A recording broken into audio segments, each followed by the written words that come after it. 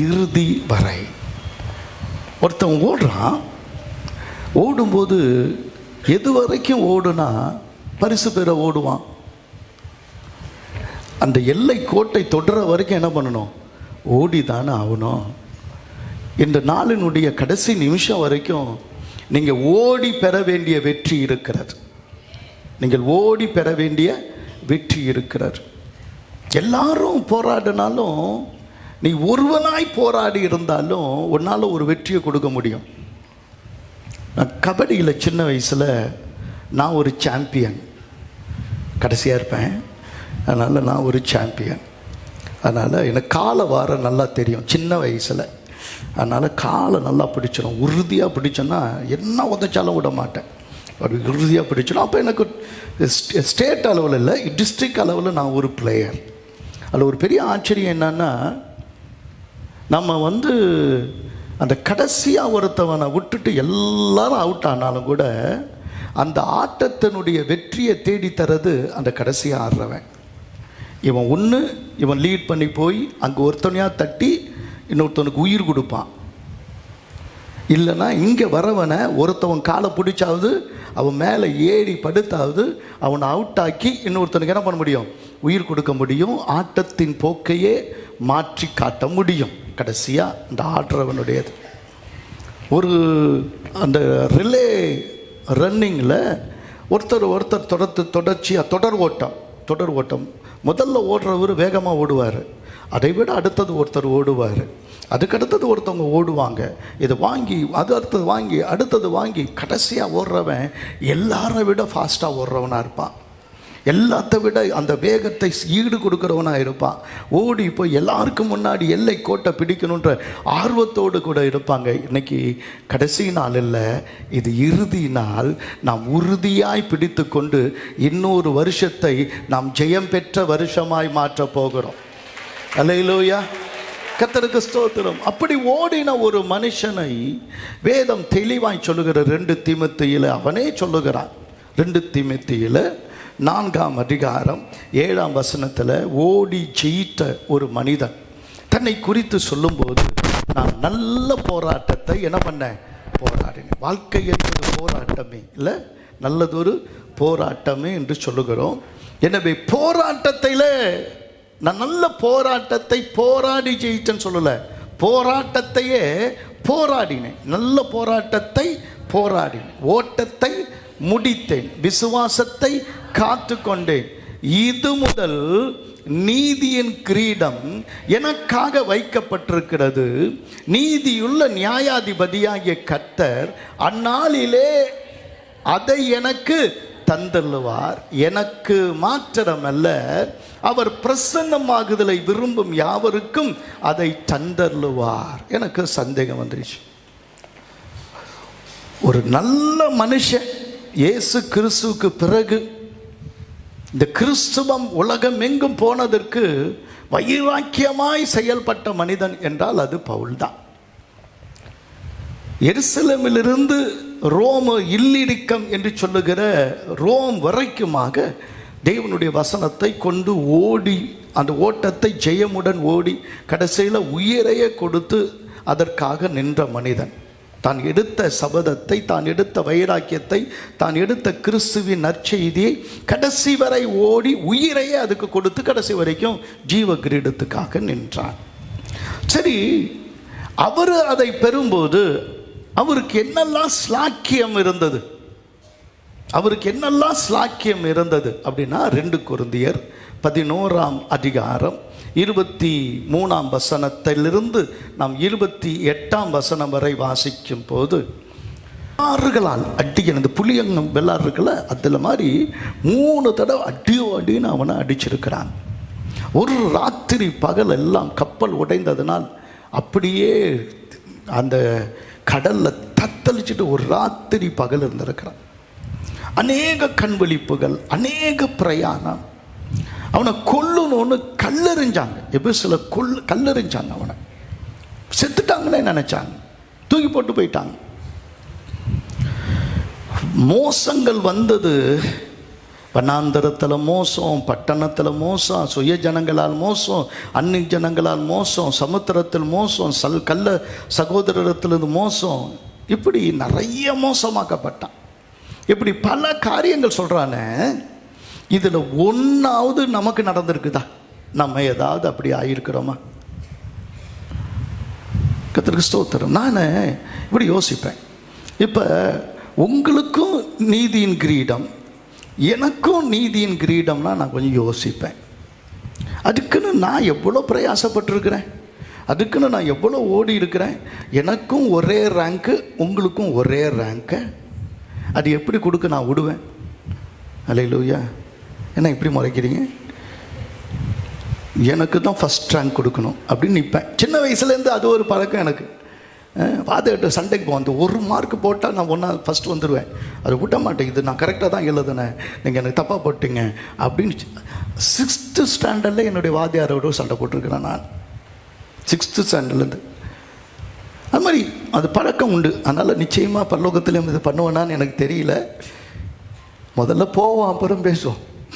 முதல்ல என்ன பண்ணுவோம்? போவோம், அப்புறம் பேசுவோம். ஆனால் நானும் பவுலும் ஒன்றா? அப்படி யோசிச்சு பாருங்க. அது ஒரு மலை, நம்ம ஒரு மடு.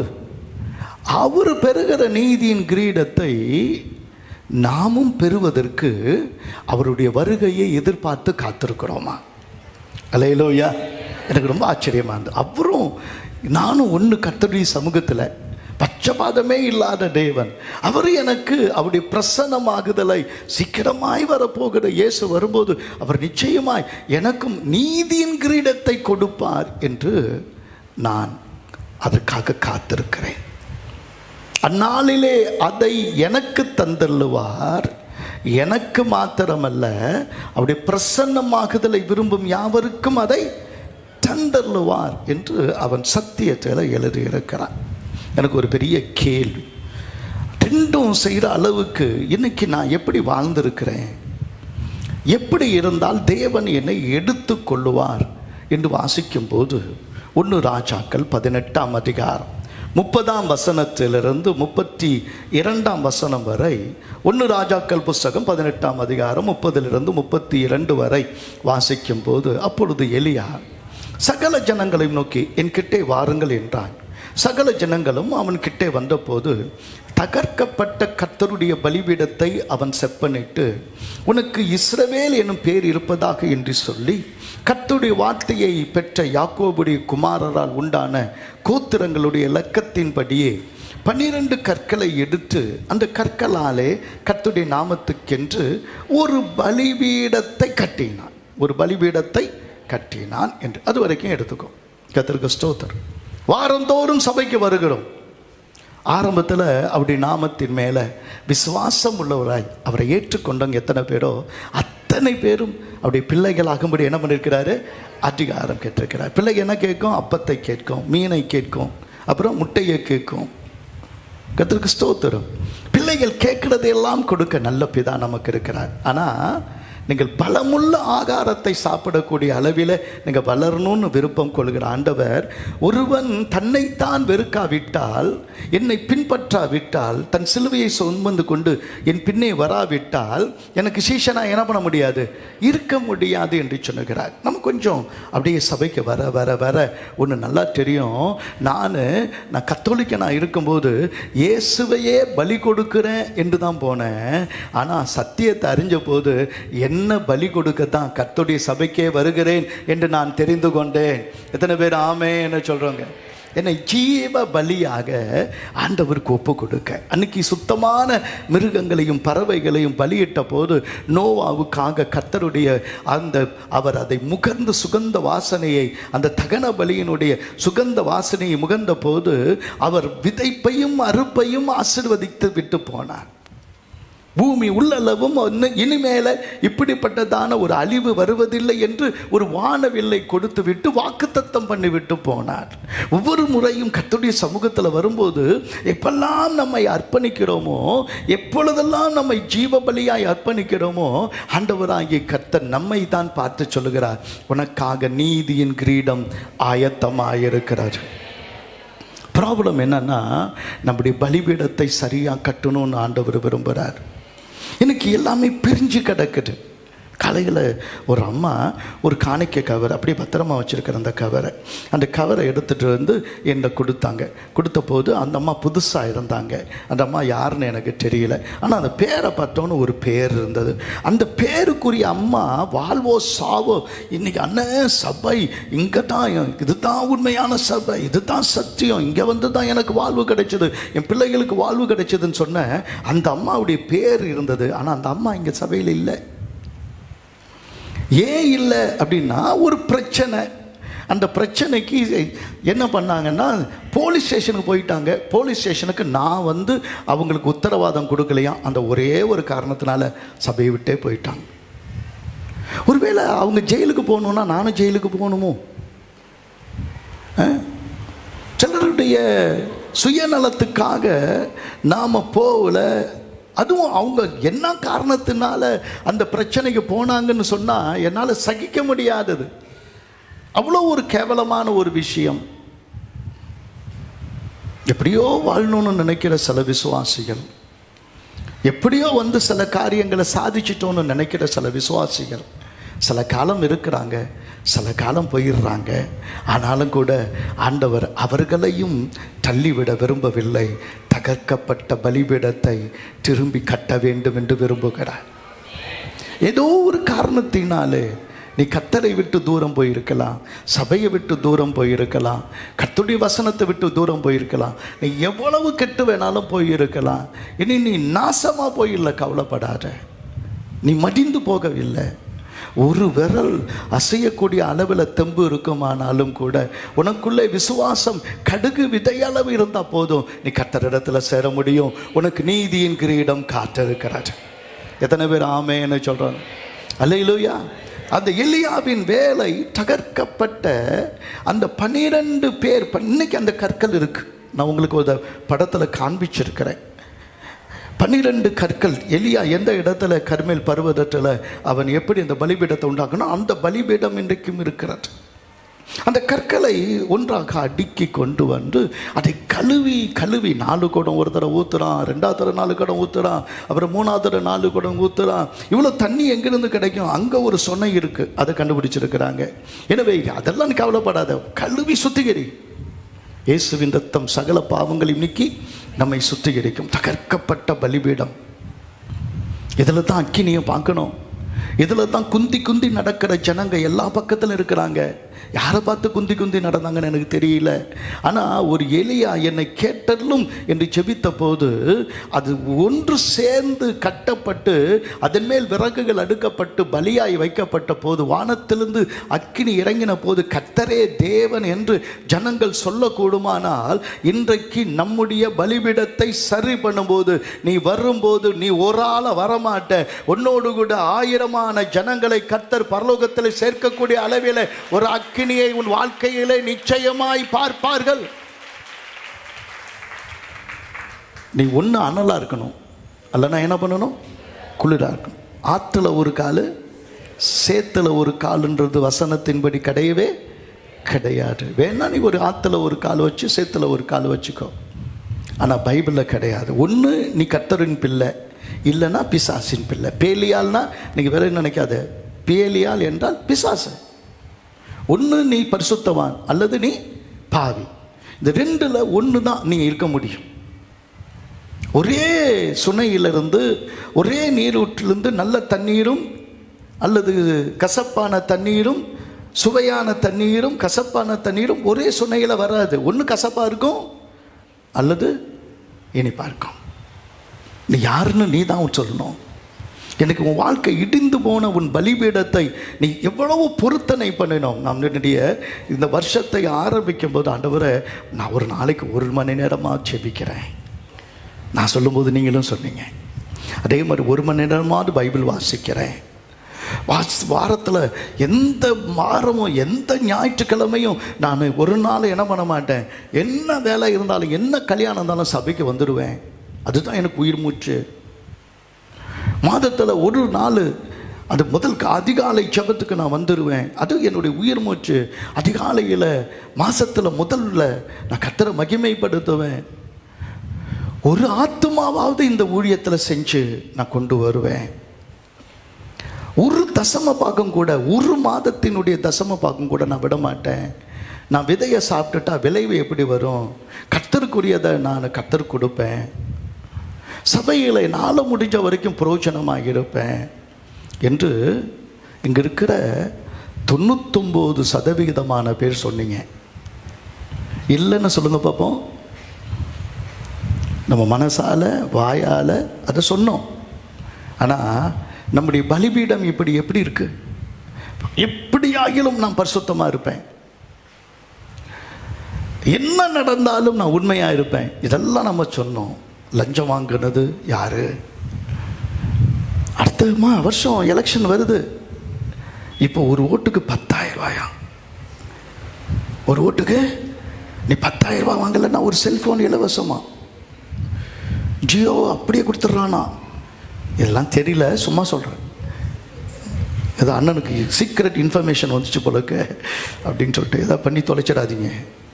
இந்த லஞ்சம் வாங்குகிற ஆள் நீ தான். முதல்ல ஓட்டுக்காக காசு வாங்கி உன் உரிமையை விட்டுட்ட. இதெல்லாமே நம்ம ஆளுங்க. நம்ம வாங்குறது மட்டும் இல்லை, 4 பேருக்கு வாங்கி கொடுத்து எங்கள் சர்ச்சில் நாங்கள் பார்த்துக்கிறோம், நாங்களே வாங்கி கொடுக்குறோம் அப்படின்னு. எந்த அளவுக்குன்னா ஒருத்தர் என்கிட்டயே கொண்டு வந்து கொடுத்தாரு. காசு கொடுத்து நான் வேணான்னு சொன்னேன். உங்கள் சர்ச்சில் இருக்கிறவங்க எல்லோரும் வாங்கிட்டாங்க சார், நீங்கள் வாங்கிக்கங்கன்னாரு.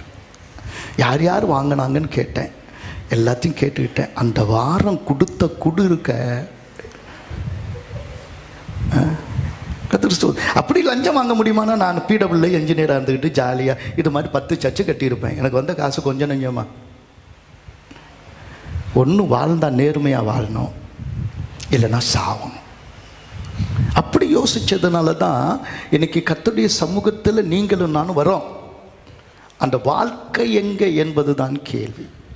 12 பிள்ளைங்களையும் ஒரு நாள் தன்னுடைய இறுதி நாட்கள் உறுதியாய் தீர்மானம் எடுத்து அவங்களை ஆசீர்வதிக்க ஆதியாகமம் 49ஆம் அதிகாரத்தில் அங்கே யாக்கோபு கூப்பிடுறான். அந்த 12 குமாரையும் கூப்பிட்டு யாக்கோபு தன் குமாரரை அழைத்து, நீங்கள் கூடி வாருங்கள், கடைசி நாட்களில் உங்களுக்கு நேரிடும் காரியங்களை அறிவிப்பேன். அன்னைக்கு என்ன பேசினானோ அதுதான் இன்னைக்கு இஸ்ரேலுக்கு நடக்கட்டும். அவங்களுக்கு எச்சரிக்கை சொல்லுகிறான். இறுதி நேரம், இறுதியாய் நாம் எடுக்கிற சில உறுதியான தீர்மானங்கள் இன்றைக்கு தேவை. தேவனிடத்தில் எடுக்கிற அந்த உறுதியான தீர்மானம் நம்முடைய வாழ்க்கையை மாற்றி காட்டும். உங்களுடைய உயர்வை கர்த்தர் நம் பட்சத்தில் இருந்தால் நமக்கு விரோதமாக இருக்கிறவன் யார்?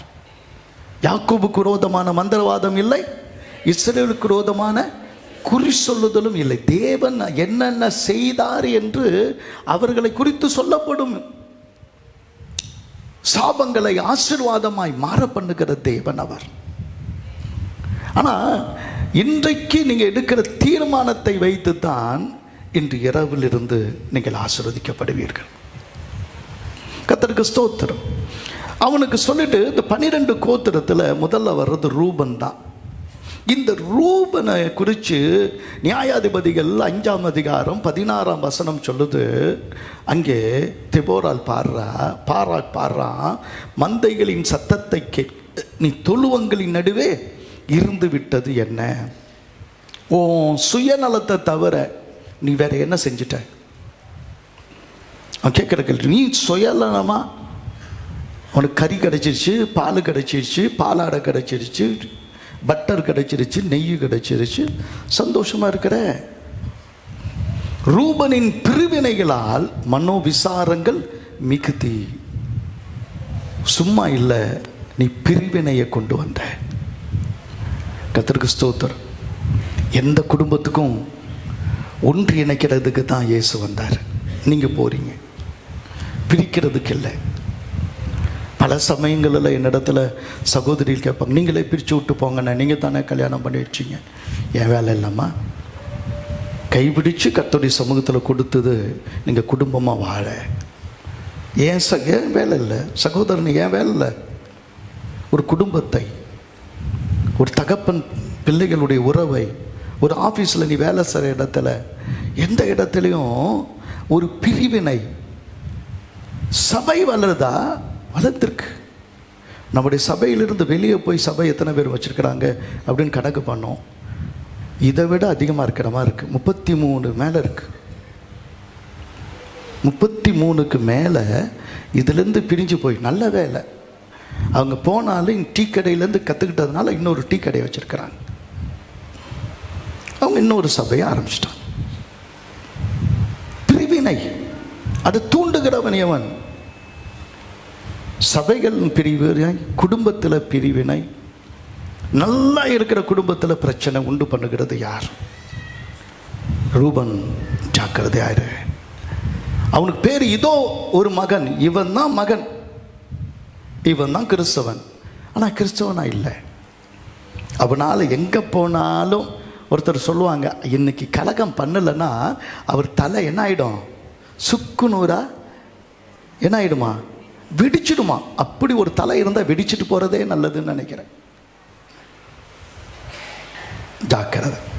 2வது பேர் சிமியோன். சிமியோன்னா இந்த வசனத்தை கேட்கிறவன். ஆனால் இவன் எதையும் கேட்க மாட்டேன்ட்டான். யாக்கோபு சொன்னதை கேட்க மாட்டேன்ட்டான். ஆதியாகமம் 34:25 ஆதியாகமம் 34:25 3ஆம் நாளில் அவளுக்கு நோவு எடுத்து கொண்ட போது யாக்கோபின் குமாரரும் தீனாளின் சகோதரமான சிமியோன், லேவி என்னும் இவர் 2 பேரும் தன் பட்டயத்தை எடுத்துக்கொண்டு துணிகரமாய் பட்டணத்து மேல் பாய்ந்து ஆண்மக்கள் யாவரையும் கொன்று போட்டார். சீகேம் என்கிற ஒருவன் செய்த தப்பின் நிமித்தம் அவளுடைய தங்கச்சியை கெடுத்துட்டான் அப்படின்னு சொன்ன ஒரே காரியத்தில் அந்த ஊரில் இருக்கிற எல்லா ஆண்களையும் வெட்டி கொண்டு போட்டாங்க. இது செய்யாதீங்க, இது தவறு, எவ்வளோ யாக்கோபு சொல்லியும் கேட்கல. யார் தடுத்தாலும் நீ ஒரு தீவிரவாதியா? நீ செய்கிறது தீவிரவாதம் செஞ்சு தான் முடிப்பேன்னு சொல்லுவியா?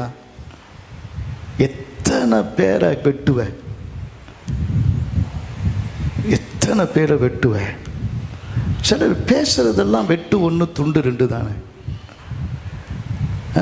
ஒரு பாஸ்டர் அப்படி பேசினார், நான் பேசினாலே வெட்டு 1 துண்டு 2 தான். நான் பக்கத்தில் இருந்து சொன்னேன், இவர் கசாப்பு கடைக்கார பொருளுக்கு, அதனால தான் வெட்டிக்கிட்டே இருக்கிறார்.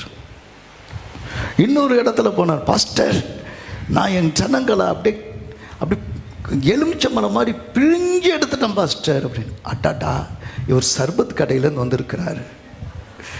இன்னொரு இடத்துல போனேன், அப்படி உண்மையாக சொல்கிறேன். நான் பேசிட்டு இருக்கும்போது நான் அப்படி காணிக்கை இன்னும் மிஷினரிக்கெல்லாம் ஒன்றுமே கொடுக்க முடியாது பாஸ்டர், மிஷினரிகள்லாம் எதையுமே தான் எல்லாம் நான் ஓட்ட கறந்துட்டேன் அப்படின்னாரு. பால்காரர் குடும்பம் போல இருக்கு. சபையில் எவ்வளோ பேர் இன்னைக்கு கசாப்பு கடைக்காரங்க? நீ தான் யோசிக்கணும். யூதானா துதின்னு அர்த்தம். துதிச்சிட்டு இருக்கிறவன் இவன் இந்த இச்சைக்கு அடிமையாகி ரொம்ப வயசாயிடுச்சு, ஆனாலும் கூட ஏதாவது ஒரு விபச்சாரி கிடைப்பானான்னு தேடிட்டு இருந்தான். இந்த வசனம்லாம் நான் கொடுக்கல, நீங்கள் போய் தேடிக்கிங்க. ஆதியாகமம் 38:15 கடைசியில் அவர் தன்னுடைய மருமகளையே கெடுத்தார். இன்னைக்கு வரைக்கும் அந்த பேர் இருக்கு. யூதா அப்படின்னா துதி அப்படின்னு சொல்கிறோமே, அவன் பண்ணது பெரிய சதி. கர்த்தருக்கு ஸ்தோத்திரம். ஜாக்கிரதை.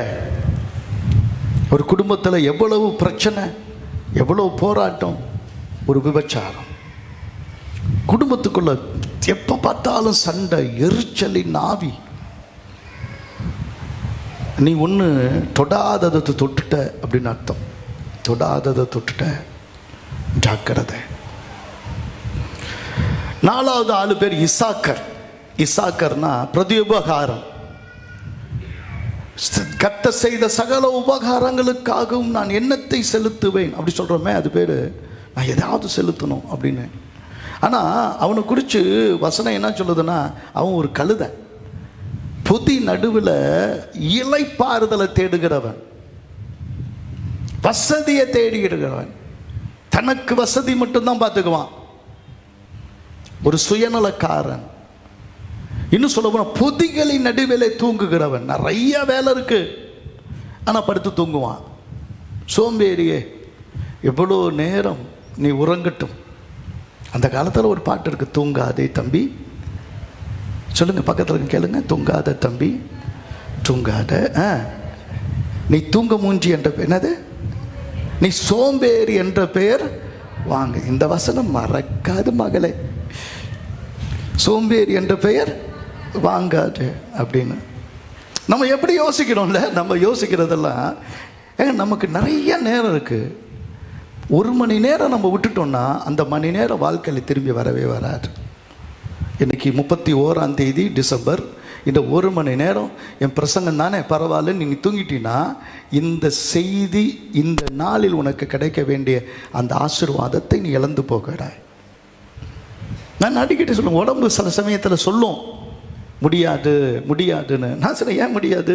இன்றைக்கி ஒரு நாளை விட்டுட்டு தூங்கி முடிச்சுட்டேன்னா ஒரு காரியம் முடியாது. ஏதாவது இன்றைக்கி நான் செஞ்சேனா, ஏதாவது ஒரு ஊழியம் செஞ்சேனா, ஏதாவது நான் எழுதுனா, ஏதாவது ஒரு பாட்டை கட்டணும்னா, ஏதாவது ஒருத்தவங்கள்ட்ட நான் ஊழியத்தை குறித்து பேசி அவர் சொன்னா, ஒருத்தவங்களுக்காக சுவிசேஷம் சொன்னேன்னா அப்படின்னு என் மனசு சொல்லிக்கிட்டே இருக்கும். ஒரு நாள் அப்படி இழந்துட்டோன்னா அது ஒரு பெரிய தவறு மாதிரி இருக்கும். ஒன்றுமே செய்யலை, என்ன பண்ணிட்டு இருக்கிறீங்க? சும்மா தான் இருக்கிறேன், சும்மா தான் இருக்கிறேன். ஒரு பையன்கிட்ட கேட்டாங்க, டேய் என்னடா பண்ணுற அப்படின்னு சொன்னோன்னே, எங்கள் அப்பா வேலை செய்கிறேன். உங்கள் அப்பா என்ன செய்கிற? சும்மா இருக்கிறார். அது எப்படி சும்மான்ற ஒரே வார்த்தை உலகத்தில் எந்த லாங்குவேஜ்லையும் எந்த டிக்ஷனரிலையும் கிடையாது. உலகத்தில் எந்த டிக்ஷனரிலையும் சும்மானு ஒரு வார்த்தை கிடையாது. ஆனால் நம்ம ஆளுங்களை எப்போ கேளுங்க, என்ன பண்ணுற அப்படின்னு, நான் சும்மா தான் இருக்கிறேன். எப்படி சும்மா இருக்க முடியும்? அப்படி தான் வாழ்கிறோம். கர்த்தருக்கு ஸ்தோத்திரம் உண்டாகட்டும். செபுலோன் அப்படின்னா குடியிருப்பு. அவன் அவன் குடும்பமும் அப்படி குடும்பமாக இருப்பான், குடும்பஸ்தன். ஆனால் பைபிள் என்ன சொல்லுதுன்னா, ஆதியாகமம் 33:18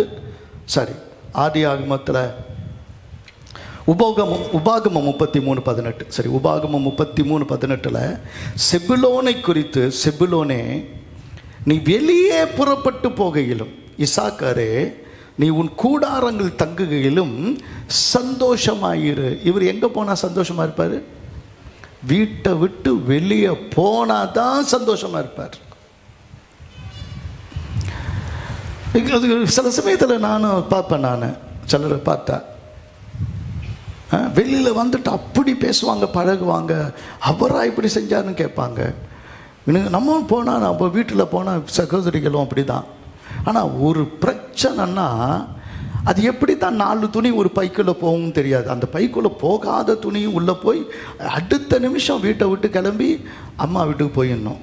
ஏன்னா இவங்க நிம்மதி இல்லைன்னா அப்படி அவங்க நிம்மதி இல்லாமல் இருக்கணும், அவங்க அப்பா நிம்மதியாக இருக்கணும். அவர் காத்தாவராய மாதிரி கையில் என்ன பண்ணி கொடுப்பாரு, ஒரு பெரிய கத்தி வச்சுருப்பார். ஏய் மருமகனே, வந்த காலை வெட்டிடுவேண்டா அப்படின்னு அவர் என்ன பண்ணுவார், முறுக்கு மீசையோடு வந்துடுவார். மூஞ்சியை பார்த்தாலே சரி,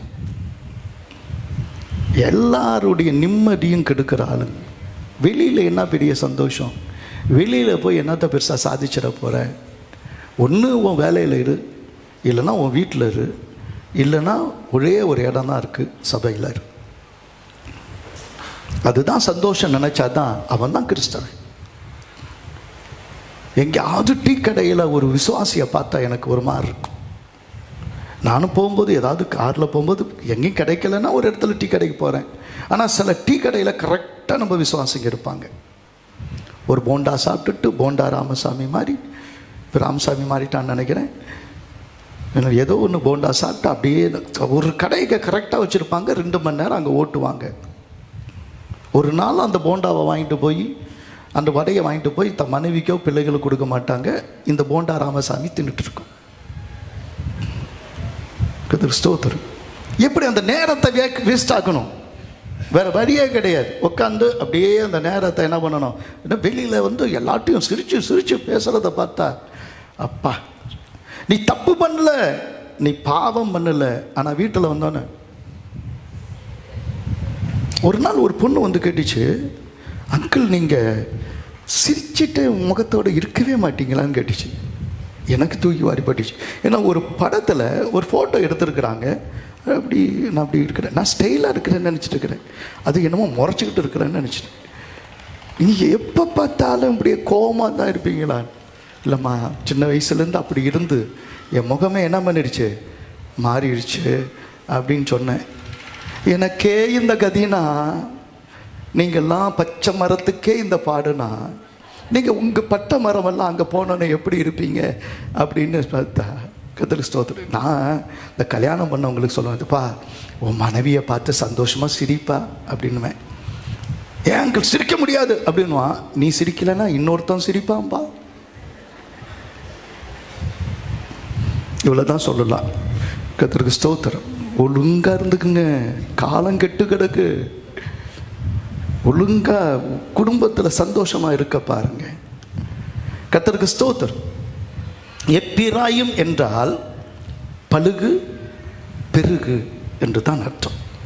ஆனால் நியாயாதிபதிகள் 8வது அதிகாரம் 1ஆம் வசனத்தில், நியாயாதிபதிகள் 8வது அதிகாரம் 1ஆம் வசனத்தில், அப்பொழுது எப்பிராயும் மனுஷர் அவனை நோக்கி, நீ மீதியானியர் மேல் யுத்தம் பண்ண போகிற போது எங்களை அழைப்பிக்கவில்லையே, இப்படி நீ எங்களுக்கு செய்தது என்ன என்று அவனுடைய பலத்த வாக்குவாதம் பண்ணினார்கள்.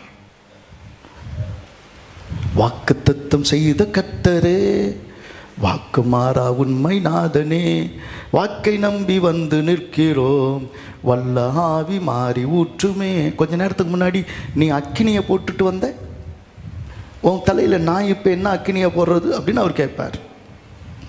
கேட்பாரா கேட்க மாட்டாரா? ஆமாம், கேட்பார். வாக்குவாதம் எல்லாத்துக்கும் எல்லாத்துக்கும் எதை சொன்னாலும் பிரச்சனை தான். இது வாயிலிருந்து தப்பிச்சா போதும்னு அவன் உளுந்தடிச்சு ஓடும். எது வாயிலிருந்து? எதுக்கு? சரி, ஒரு தடவை பேசினேன், கிடைக்கல, 2வது தடவை சொன்னேன், அவ்வளோதான், அதோடு விட்டுடு. நல்லதோ கெட்டதோ கர்த்தர் பார்த்துக்குவார். கர்த்தர் எனக்காக.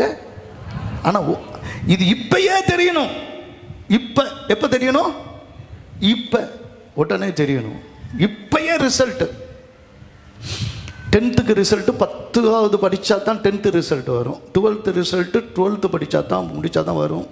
காலேஜ் ரிசல்ட்டு காலேஜ் முடிச்சு தான் வரும். ஒரு பிள்ளை பிறகுறது கூட 10 மாதம் கழித்து தான் ரிசல்ட் வரும். இப்படி ஒன்றுக்கும் ரிசல்ட் இருக்குது. ஆனால் சில தேவிகளுக்கு இப்போ ரிசல்ட். அந்த வாக்குவாதம். யார் என்ன பண்ணி என்ன சாதிச்சிங்களோ எனக்கு தெரியாது. ஆனால் வாக்குவாதம் பண்ணி விழுந்தவங்க தான் அதிகம்.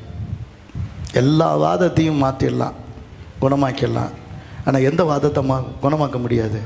இந்த வாக்குவாதத்தை குணமாக்கவே முடியாது. எல்லாத்துக்கும் கதை, எல்லாத்துக்கும். கர்த்தருக்கு ஸ்தோத்திரம். கொஞ்சம் கவனி.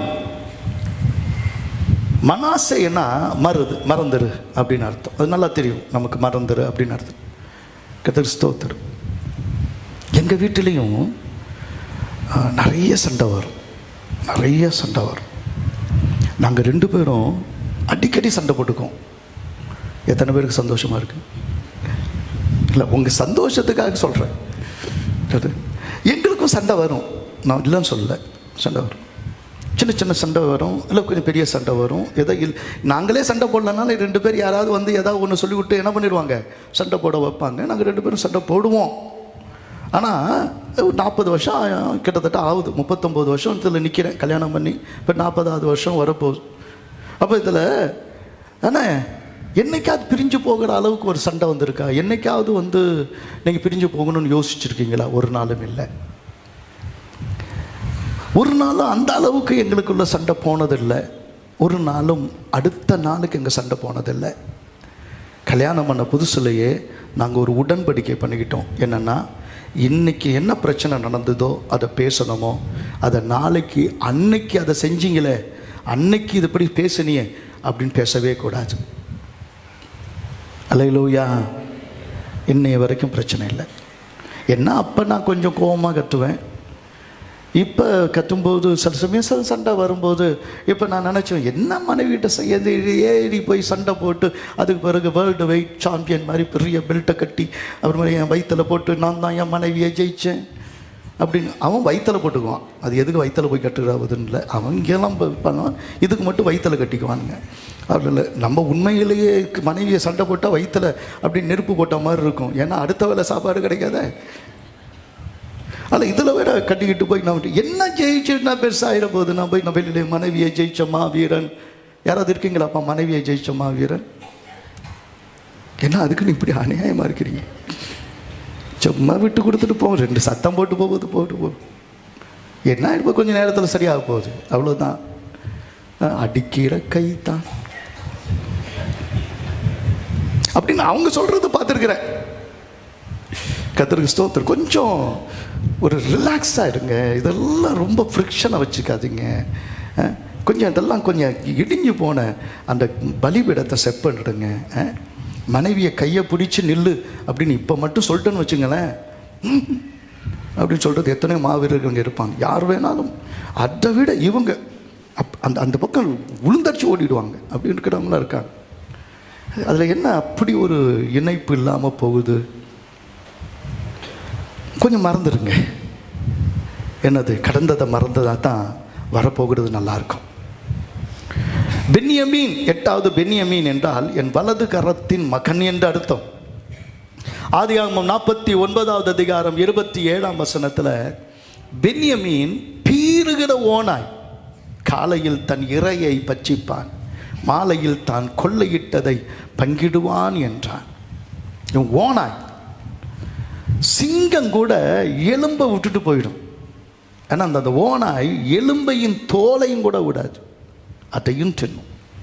அது வயிறு என்னத்தான் வயிறோ தெரியாது, அது மட்டும்தான் தின்னும் தின்னும் தின்னும் தின்னும். யாரை சொல்கிறேன்?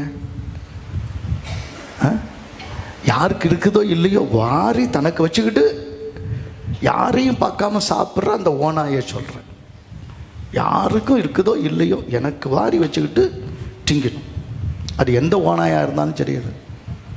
ஒரு வயசான அம்மா, எங்கள் அக்கா மாமியார், நாங்கள்லாம் சின்ன பிள்ளைங்க. அப்போ அவங்க வீட்டில் அவங்க வீட்டுக்கு அடிக்கடி போவோம். அந்த அம்மா கரெக்டாக 8 மணினா ஒரு வேலையும் செய்யாது, கரெக்டாக 8 மணிக்கு அதுக்கு பசிக்கும். அது டேபிளில் வந்து உட்காந்தோடனே சாப்பாடு கடையெல்லாம் டமால் டிமால்னு அடிக்கும், அது உடையும். அப்படிங்க எங்கள் அக்கா பயந்து பயந்து சமைக்கும். அதுக்கு பிறகு அந்த அம்மா மிச்சம் ஏதாவது வைக்கணும்னு பார்த்தா எதையும் வைக்காது.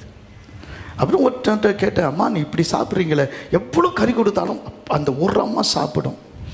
அம்மா எப்படி இப்படி சாப்பிட்றீங்களே அப்படின்னு. தப்பா, நீங்கள்லாம் வாழ வேண்டிய வயசுப்பா, நீங்கள் வாழுங்கப்பா, நீங்கள் இருந்து சாப்பிட்டு போகலாம்ப்பா, நான் போகிறவ, அதனால் இப்பயே சாப்பிட்டுக்கிறேன். கடைசியில் இப்படி இருந்துச்சு. உண்மையாக சொல்கிறேன், அந்த அம்மா என் சாபம்னு நினைக்கிறேன். சின்ன வயசில் இப்படி தான் நடந்துச்சு. அந்த அம்மா அப்படி தின்னு சில ஓநாய்கள் கொஞ்சம் மாறினா நல்லா இருக்கும். தான் என்றால் நியாயாதிபதின்னு அர்த்தம். ஆனால் ஆதியாகமம் 49:17 இந்த தான் குதிரையினுடைய மேல் ஏறி இருக்கிறவன் மல்லாந்து விழும்படியாய் அதன் குதிங்காலை கடிக்கிறதற்கு வழியில் கிடக்கிற சர்ப்பத்தை போலவும் பாதையில் இருக்கிற விரியனை போலவும் இருப்பான். தான் அப்படின்னு ஏன் அப்படின்னா, வாயில் இந்த கறி, இந்த என்னது என்ன மச்சம் இருக்குன்னு சொல்லுவாங்களே, கறிவாய், கருணா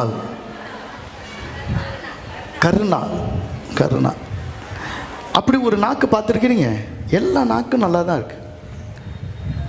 கறினா அதுக்கு தான் வரணும். ஆனால் சிலை நாக்கு அப்படி உதடு சிவப்பாக இருக்குது, கண்ணை சிவப்பாக இருக்குது, கல்லிங் ஹேர் இருக்குது, சப்பி சிக்ஸ், ரோசி லிப்ஸ் எல்லாமே இப்படி இருக்குது. ஆனால் வாயிலேருந்து வந்தால் விஷமாக இருக்குது, அப்படியே கக்குது. டிராகன் பரம்பரை போல அப்படின்னா என்ன வரும்? நெருப்பு வரும். அது டிராகன். உன் வாயிலேருந்து என்ன வருதுன்னு பாரு.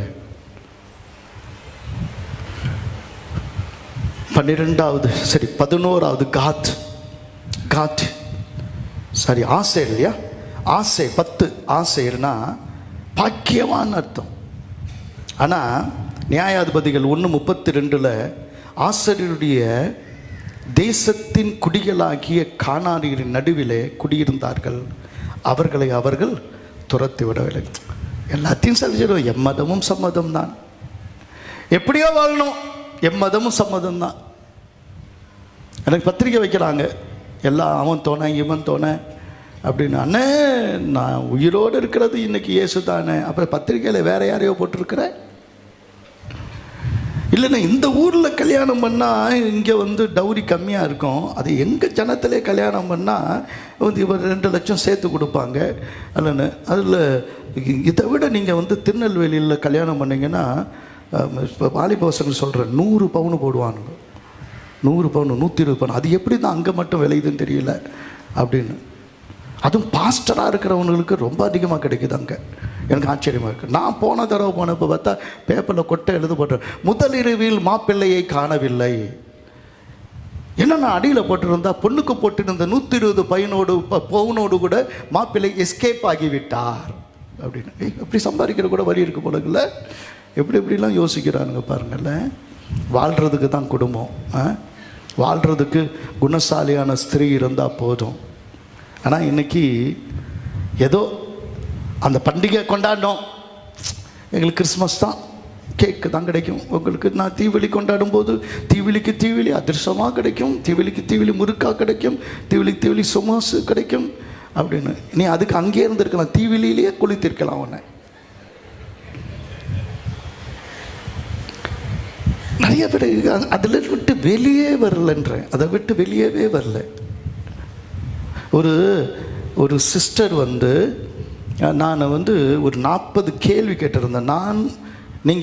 நாங்கள் ரட்சிக்கப்படணும், நாங்கள் கத்தோலிக்கராக திரும்பி வரணும்னு பிரிந்து போன சகோதரருக்காக ஜெபிக்கிறீங்க, சரி இந்தாங்க நான் ஒரு 40 கேள்வி தரேன். இந்த 40 கேள்விக்கு 50 கேள்வி நினைக்கிறேன், 50 கேள்விக்கு நீங்கள் பதில் சொல்லிட்டீங்கன்னா நான் சர்ச்செல்லாம் விட்டுட்டு என்ன பண்ணுறேன், நான் கேத்தலிக்கில் வந்துடுறேன் அப்படின்னு. அவங்க எல்லாத்தையும் படித்து பார்த்துட்டு அதுக்கு ஒன்றுக்கு கூட பதில் சொல்ல முடியல. அந்தம்மா சொன்னாங்க, அதெல்லாம் அந்த பாஸ்டர்கிட்ட போய் திருப்பி கொடு, இதுக்கெல்லாம் எங்களால் பதில் சொல்ல முடியாது. ஆனால் உங்கள் சபையில் இருக்கிறவங்க பொண்ணு எடுக்கணுன்னா, மாப்பிள்ளை தேடணுன்னா எங்கே தான் வராங்க? எங்கள் சர்ச்சுக்கு தான் வராங்க. அதை முதல்ல நிறுத்திக்க சொல்லு. அந்த மகள், அந்த சிஸ்டர் வாழ்க. நம்ம சிஸ்டமே தப்பாக இருக்குதுன்ற, நம்ம சிஸ்டமே தப்பாக இருக்கு. நாளைக்கு கல்ற தரலனா, மோட்சம் தரலனா என்னன்னு பாரு. கல்ற தரலனா இப்போ நீ கல்றையை வெட்டி எல்லாத்தையும் ரெடி பண்ணி மேலே ஸ்லாபு போட்டு. அப்படி ஒருத்தர் இருந்தார் காரைக்காலில். ஒரு நாள் என்னை கூட்டிகிட்டு போய் காட்டினார், ஒரு கல்றை காட்டுறேன் வாங்கன்னு. போய் பார்த்தா அவர் பேரை எழுதிலாம் எல்லாம் இருக்குது. என்ன அப்படின்னு கேட்டேன். அது நாளைக்கு எவன் செய்வானோ செய்ய மாட்டேன்னு தெரியல. அப்புறம் நான் வேறு மதம் மாறிட்டேன்னா, நான் வேறு மாறிட்டேன்னா எனக்கு கொடுக்குவாங்களோ தெரியல. அதனால் இப்போயே முனிசிபாலிட்டியில் பர்மிஷன் வாங்கி நானே என்ன பண்ணேன், என் கல்றையை வெட்டி வச்சுருக்கிறேன். ஆள் பேரை நீ தனியாக வந்து கேளுங்க, நான் சொல்கிறேன். அவர் இல்லை, இப்போ அவரே கல்றையெல்லாம் கட்டி வச்சுட்டார். நீ ஒழுங்காக இப்போயே கட்டி வச்சுக்கிறது நல்லது. ஒன்று மாறினா ரட்சிக்கப்பட்டவங்கன்னா வேறு பிரிக்கப்பட்டவங்கன்னு அர்த்தம். அதுக்குள்ளேயே உட்காந்துக்குவ, எல்லாமே செய்வ, எல்லா சடங்கும் இருக்கும், ஜாதகம் பார்ப்ப. அப்புறம் எப்படி நீ ரட்சிக்கப்பட்டவன்? இன்னொன்று 11வது காரியம் காத் அப்படின்னா கூட்டம், இராணுவம் அவன் மேலே பாயுமா.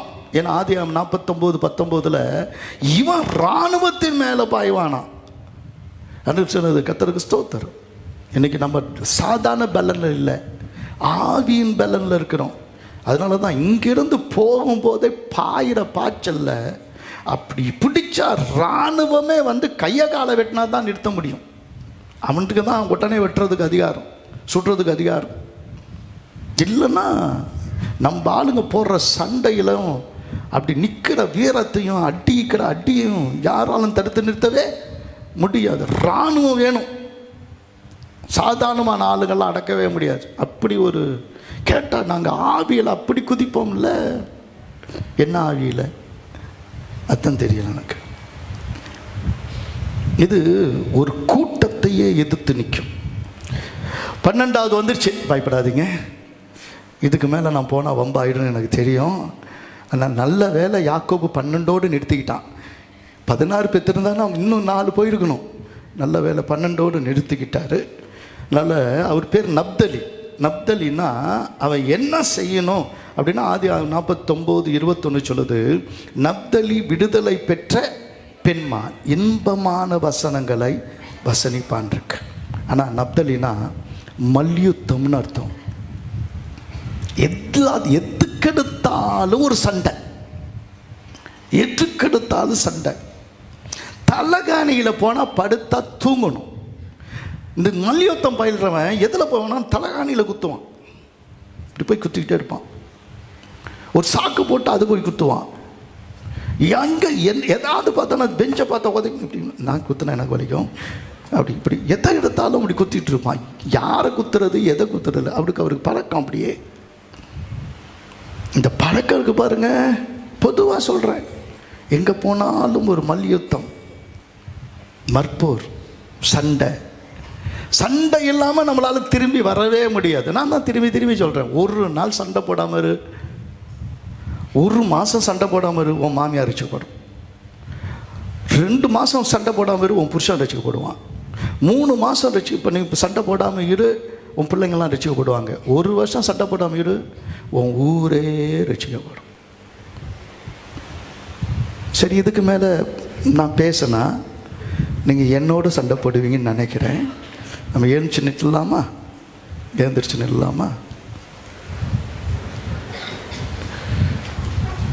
இந்த வருஷத்தின் கடைசியில் இறுதியை தாண்டி, இறுதினா முடிவு இல்லைங்க, இதுதான் நம்முடைய ஆரம்பம். இத்தனை வருடங்கள் இல்லாத ஒரு ஆசீர்வாதத்தை சுதந்திரிக்க போகிறோம். நீ எதோடு கூட யுத்தம் பண்ணிட்டு இருக்கிற? கொஞ்சம் யோசிங்க. இந்த ரூபன் பிஞ்சிலேயே பழுத்தவன், பிரிவினையை கொண்டு வந்தவன். சிமியோன் அப்பாவுக்கு அடங்காம வெட்டுனா. துதிக்க வேண்டிய யூதா விபச்சாரம் பண்ணிட்டு இருக்கிறான், யாருன்னு கூட தெரியாம, சொந்த மருமகள்கிட்ட. எவ்வளவு தெரியும் உனக்கு? இசாக்கர் சோம்பேறி, எங்கேயோ படுத்து தூங்கிட்டு இருக்கிறான், ஒரு வேலைக்கும் லாய்க்கில்லை, படுத்து தூங்கிட்டு இருக்கிறான். செபுலோன் வெளியே தான் சந்தோஷம், வீட்டுக்குள்ள ஒரு சந்தோஷம் இல்லைன்னு சொல்றான். எப்பிராயும் பழுக வேண்டியவன், பெருக வேண்டியவன், வாக்குவாதம் பண்ணிக்கிட்டே சாதிக்க பார்க்குறான். மனாசே மன்னிச்சா தான் ஆசீர்வாதம், அந்த ஆசீர்வாதத்தை இன்னைக்கு இழந்துட்டான். எங்கள் கடனாளிகளுக்கு மன்னிக்கிறது போல எங்கள் பாவங்களை எங்களுக்கு மன்னியும் என்று தான் ஆண்டவர் நமக்கு கற்றுக் கொடுத்தார். உங்கள் ஆசீர்வாதம் உங்களுக்கு வரணும்னா, உங்களுக்கு மேலே வரங்களும் வல்லமையும் வரணும்னா, நீங்கள் யாரை மன்னிச்சிங்கன்னு சொல்லுங்கள், கர்த்தர் நிச்சயமாக உங்களை ஆசீர்வதிப்பார். பென்யமீன் என்றார். வலதுகரம், கர்த்தருடைய வலதுகரமாக இருக்க வேண்டிய நீ பீறுகிற ஓனாயா, எப்போ பார்த்தாலும் தின்னணும். தானே ஒரு நியாயாதிபதியாக இருக்க வேண்டியவன் வாயில் எப்போதும் விஷம். ஒரு ஜட்ஜு ஆனால் வாயில் விஷம். பாக்கியவானா இருக்க வேண்டிய ஆசேர் இன்னைக்கு மற்ற ஜனங்களா ஒரு வித்தியாசம் இல்லாமல் வாழ்கிறான். காட் ஒரு இராணுவமே வந்தால் அடக்க முடியாது, அப்படி ஒரு திமிரி கொண்டு இருப்பான். நப்தலினா இன்பமான வசனங்களை சொல்ல வேண்டியவன் இப்பொழுது மல்யுத்தம் பண்ணி கொண்டிருக்கிறான். இப்படிப்பட்ட கற்களை எடுத்து தான் கொடங்கொடமா தண்ணியை ஊற்றி கழுவி அதன் மேலே சந்தா அந்த காளையை வெட்டி வச்சு என்னை கேட்டலும் என்று கேட்டபோது, அந்த மனம் திரும்புதலுக்கான ஆயத்தத்தை பண்ண வந்தபோது தான் அக்கினி இறங்கி வந்தது.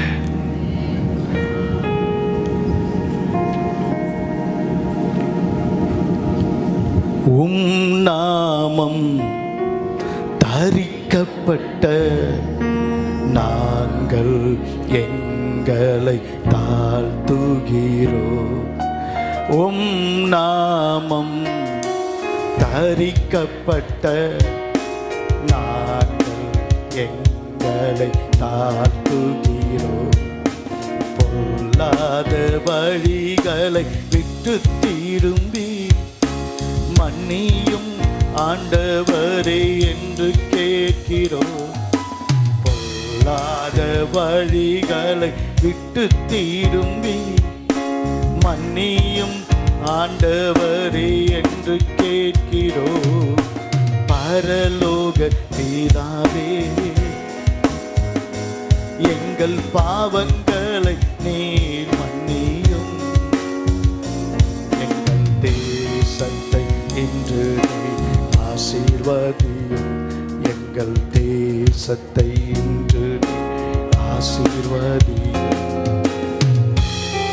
உடைய கைகளை உயர்த்தும். உம்முடைய நாமம் தரிக்கப்பட்ட நாங்கள் எங்கள் பொல்லாத வழிகளை விட்டு திரும்பி உம்முடைய முகத்தை தேடி நாங்கள் தேசத்துக்கு சேமத்தை தருவேன் என்று சொன்னீர்கள். எங்கள் பொல்லாத வழிகளை விட்டு திரும்பி உம்முடைய முகத்தை நாங்கள் நோக்கி பார்க்கிறோம். அப்பா,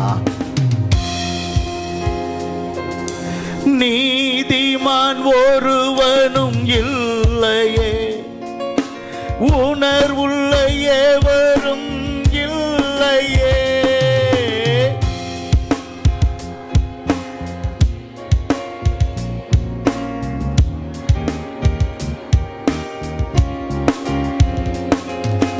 விசுவாசத்தை காணலையே,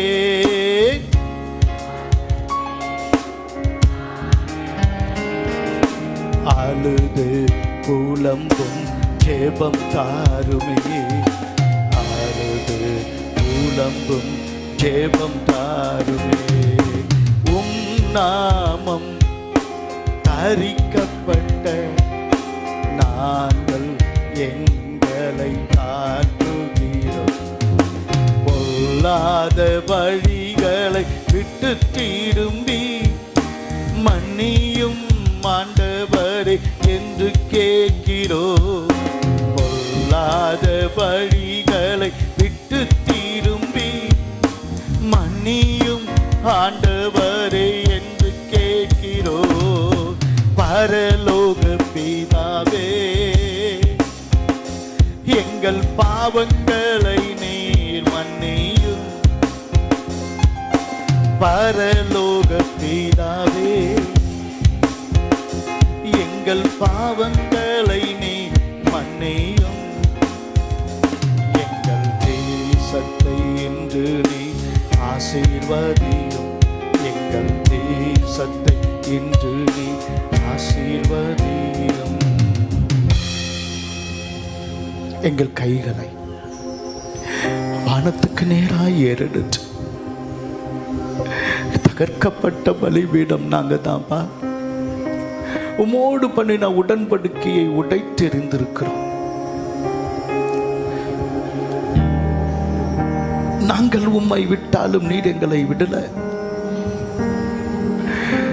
நாங்கள் தூரம் போனாலும் நீர் எங்களை விட்டு தூரம் போகல. எலியாவைகளை கொண்டு வந்து சேர்த்தது போல இன்றைக்கு சபையில மீண்டும் சேர்த்து தேவனாகிய கர்த்தர் எங்களை கழுவி கழுவி கழுவி சுத்திகரித்து கொண்டிருக்கிறதற்காக உமக்கு ஸ்தோத்திரம்.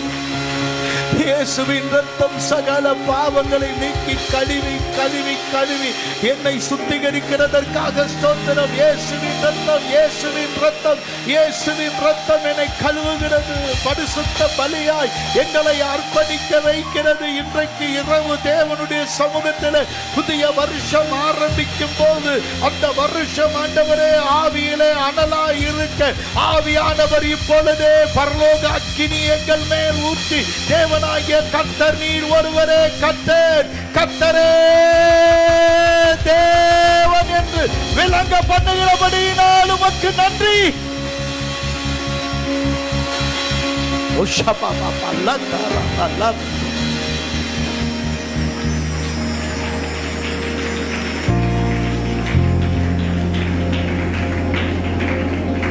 பலிபீடத்தில் எங்களை முழுதுமாய் அர்ப்பணிக்கிறோம். எங்களை முழுதுமாய் உம்முடைய சமூகத்தில் அர்ப்பணிக்கிறோம். அப்பா, இந்த நேரம் ஒரு நிமிடம் அப்படியே நாம் அந்த கவர் கொடுப்பாங்க. கொடுத்துட்டாங்களா? கொடுக்கலையா? நீ மறந்துட்டு அந்த கவர் கொடுப்பாங்க எல்லார் கையிலையும். கொடுக்கலையா அவங்க?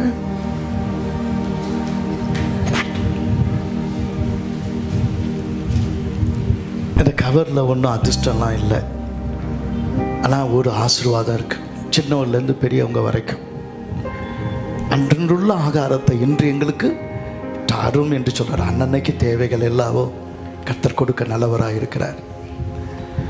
இந்த வருஷம் முழுசும் தேவன் நம்மை ஆசீர்வதிக்கணும்னா இன்னைக்கு நீங்கள் போடுறது தான் விதை. ஒரு நாள் சம்பளம்